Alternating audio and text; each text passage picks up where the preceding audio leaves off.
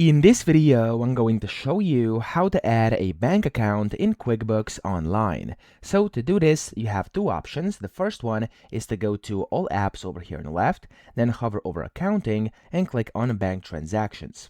Inside Bank Transactions, you want to go to Link Account, top right, and here you'll be able to search for your bank or just find it over here on the list. When you click on Show More, click on your bank, and then from here you'll be able to continue. You'll be able to essentially enter in your credentials and authenticate, and then of course you'll be able to select the accounts you want to connect, and then the date range to pull data and stuff like that, okay? So that's the first way you could do it. Now for me over here, it's telling me to start a free trial, and that is because I am inside the test drive mode right now on QuickBooks, so that's why it's showing this. But for you, of course, you have your account, you'll be able to do it from here.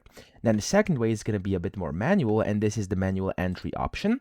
So you want to go to over here where you can see settings gear top right, click on it, and then click on chart of accounts.